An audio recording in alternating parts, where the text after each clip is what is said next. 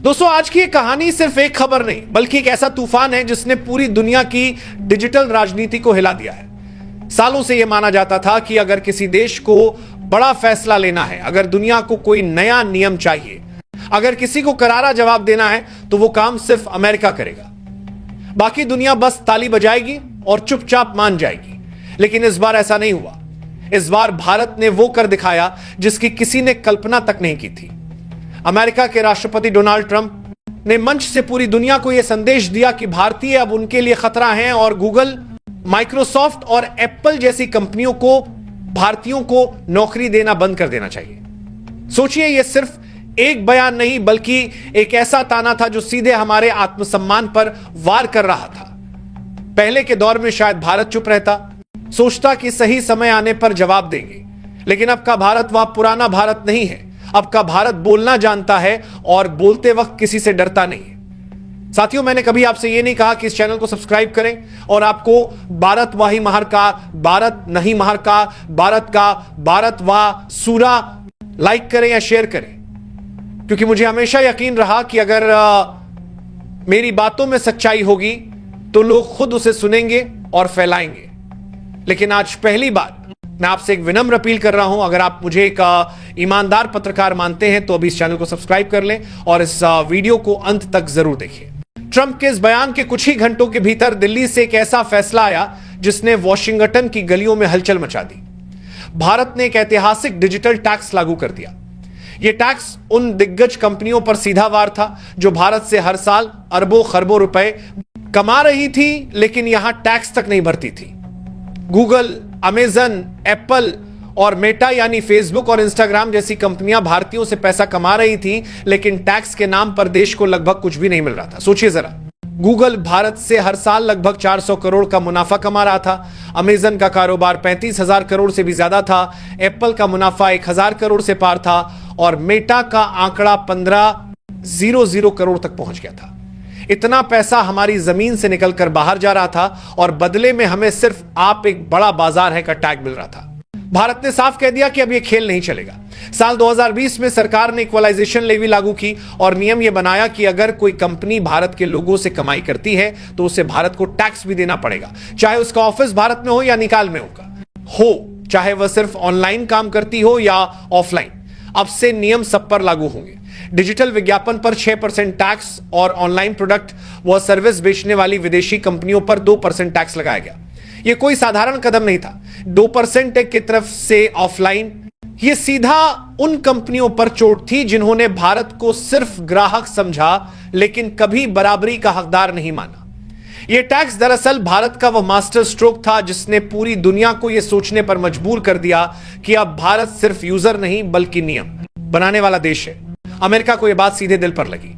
Washington में बैठे बड़े बड़े नेता और बिजनेस लीडर्स अचानक बेचैन हो गए। उन्होंने वर्ल्ड ट्रेड ऑर्गेनाइजेशन का दरवाजा खटखटाया और भारत के डिजिटल टैक्स को एक तरफा और गैरकानूनी करार दिया। लेकिन भारत ने भी साफ शब्दों में कह दिया कि यह किसी देश पर हमला नहीं है बल्कि यह सिर्फ न्याय है। अगर आप यहां से कमाएंगे तो टैक्स भी यही देंगे। नतीजा चौंकाने वाला था।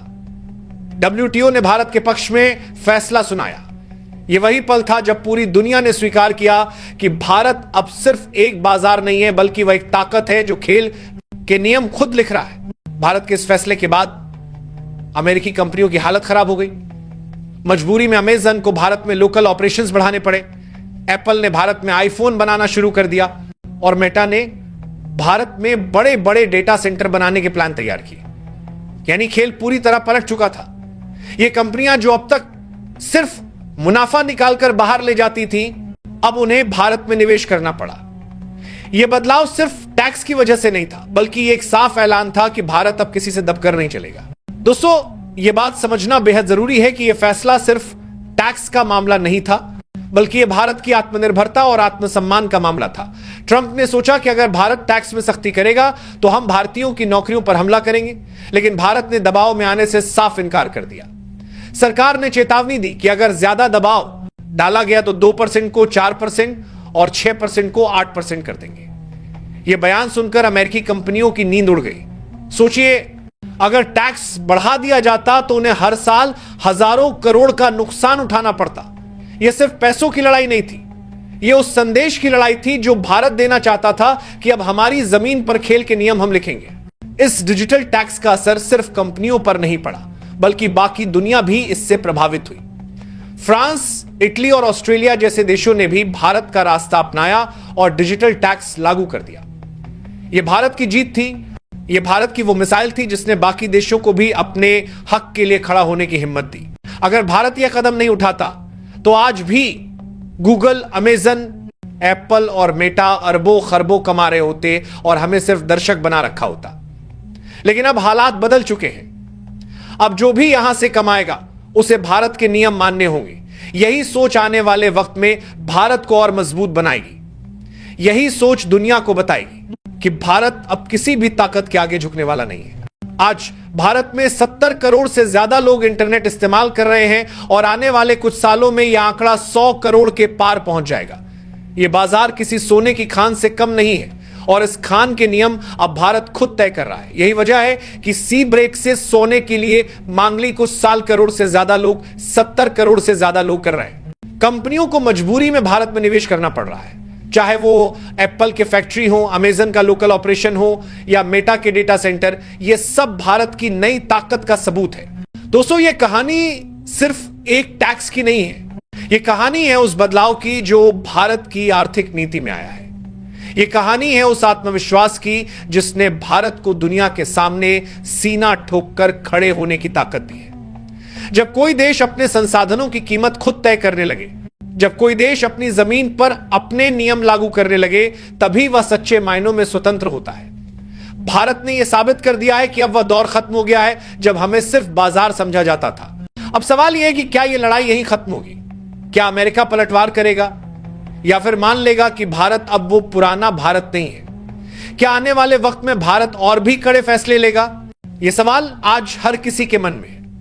लेकिन एक बात साफ है, भारत अब सिर्फ सुनने वाला नहीं बल्कि बोलने वाला देश बन चुका है और उसकी आवाज अब दुनिया भर में गूंज रही है। दोस्तों, अगर इस पूरी कहानी को एक लाइन में समेटना हो तो यही कहा जाएगा कि भारत ने दुनिया को बता दिया है कि अब हम सिर्फ बाजार नहीं बल्कि बाजीगर हैं। सालों तक विदेशी कंपनियां हमारी जमीन से अरबों खरबों का मुनाफा कमाती रहीं, हमारे टैलेंट का इस्तेमाल करके टेक्नोलॉजी की इमारतें खड़ी करती रहीं, लेकिन बदले में हमें कुछ भी नहीं देती थी। भारत को सिर्फ एक उपभोक्ता, एक यूजर, एक ग्राहक समझा जाता था। लेकिन डिजिटल टैक्स लगाकर भारत ने साबित कर दिया कि अब जमाना बदल चुका है। यह फैसला केवल टैक्स का नहीं है, यह उस आर्थिक क्रांति का संकेत है जो आने वाले वर्षों में भारत को दुनिया की सबसे बड़ी शक्ति बना देगा। यह टैक्स एक सख्त नियम से ज्यादा एक मास्टर स्ट्रोक था जिसने अमेरिका जैसे महाशक्तिशाली देश को भी झुकने पर मजबूर कर दिया। अमेरिका की कंपनियां जो भारत से कमाई करती थी लेकिन बदले में कुछ नहीं देती थी, अब उन्हें न सिर्फ टैक्स देना पड़ा बल्कि भारत में निवेश करना भी पड़ा। यही वजह है कि एप्पल को भारत में आईफोन बनाने पड़े, अमेजन को लोकल ऑपरेशंस बढ़ाने पड़े और मेटा को यहां डेटा सेंटर बनाने के प्लान तैयार करने पड़े। दोस्तों, यह जीत सिर्फ भारत की नहीं बल्कि हर उस देश की जीत है जो अपने हक के लिए खड़ा होने की हिम्मत रखता है। भारत ने दुनिया को रास्ता दिखाया और फ्रांस, इटली और ऑस्ट्रेलिया जैसे देशों ने भी डिजिटल टैक्स लागू किया। यानी भारत अब सिर्फ एक देश नहीं बल्कि एक लीडर बन चुका है जो दुनिया को दिशा दिखा रहा है।